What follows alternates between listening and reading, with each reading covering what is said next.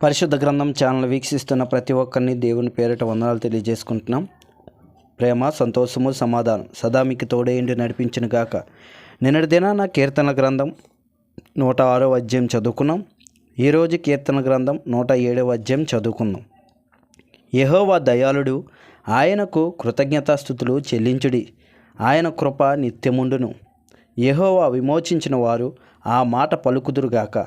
విరోధుల చేతిలో నుండి ఆయన విమోచించిన వారును, తూర్పు నుండి పడమటికి, ఉత్తరము నుండి దక్షిణము నుండి, నానా దేశముల నుండి ఆయన పోగు చేసిన వారును ఆ మాట పలుకుదురుగాక.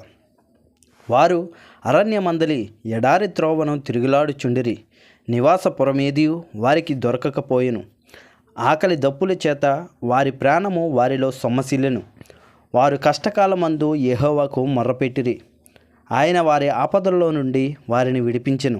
వారొక నివాసపురము చేరినట్లు చక్కని త్రోవను ఆయన వారిని నడిపించెను.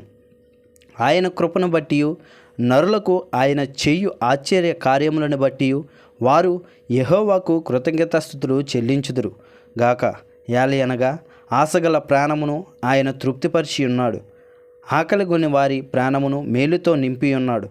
దేవుని ఆజ్ఞలకు లోబడక మహోన్నతిని తీర్మానమును తృణీకరించినందున బాధ చేతను ఇనుప కట్ల చేతను బాధింపబడిన వారై చీకటిలోను మరణాంధకారములోను నివాసము చేయువారి హృదయమును ఆయన ఆయాసము చేత కృంగజేసెను. వారు కూలియుండగా సహాయుడు లేకపోయెను. కష్టకాలమందు వారు యెహోవాకు మొర్రపెట్టిరి, ఆయన వారి ఆపదల్లో నుండి వారిని విడిపించెను. వారి కట్లను తెంపివేసి చీకటిలో నుండి మరణాంధకారములో నుండి వారిని రప్పించెను.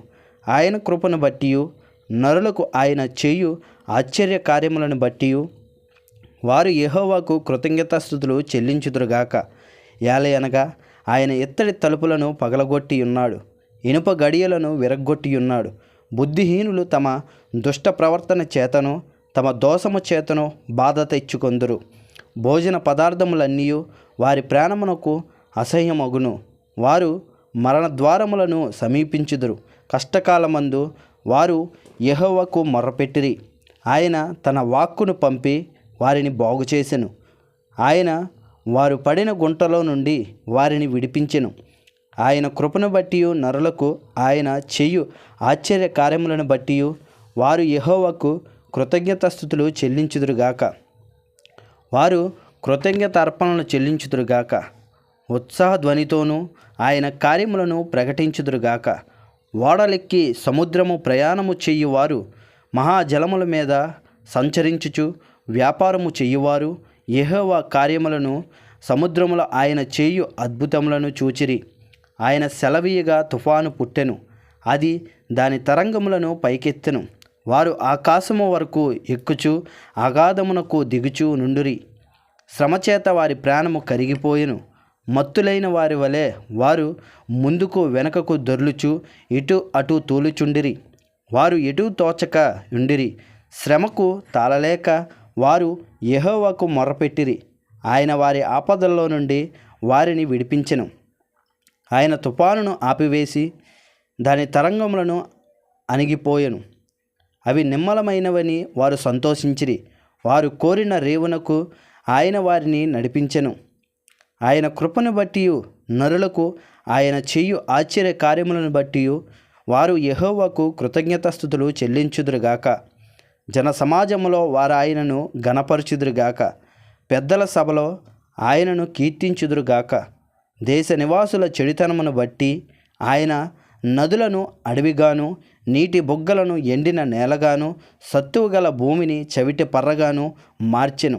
అరణ్యమును నీటి మడుగుగాను, ఎండిన నేలను నీటి ఓటలుగాను చోటుగాను ఆయన మార్చి, వారు అచట నివాసపురము ఏర్పరచుకొనున్నట్లును, పొలములో విత్తనములు చల్లి ద్రాక్ష తోటలు నాటి వాటి వలన సస్య ఫల సమృద్ధి పొందినట్లును ఆయన ఆకలిగొనిన వారిని అచట కాపురముంచెను.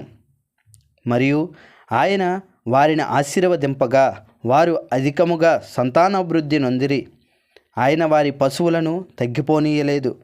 వారు బాధ వలనను ఇబ్బంది వలనను దుఃఖము వలనను తగ్గిపోయినప్పుడు రాజులను తృణీకరించుచు త్రోవలేని ఎడారిలో వారిని తిరుగులాడజేయువాడు అట్టి దరిద్రుల బాధను పోగొట్టి వారిని లేవనెత్తెను. వాని వంశమును మందవలె వృద్ధి చేసెను. యథార్థవంతులు దానిని చూచి సంతోషించుదురు. మోసగాండ్రందరూ మౌనంగా నుందురు. బుద్ధిమంతుడైన వాడు ఈ విషయములను ఆలోచించును. యెహోవా కృపాతిశయములను జనులు తలపోయుదురుగాక. ఇంతటితో కీర్తన గ్రంథం 107వ అధ్యాయం పూర్తయింది. రేపటి దినాన కీర్తన గ్రంథం 108వ అధ్యాయం చదువుకుందాం. ప్రేమ, సంతోషము, సమాధానం సదా మీకు తోడేండు నడిపించునుగాక. ఆమెన్.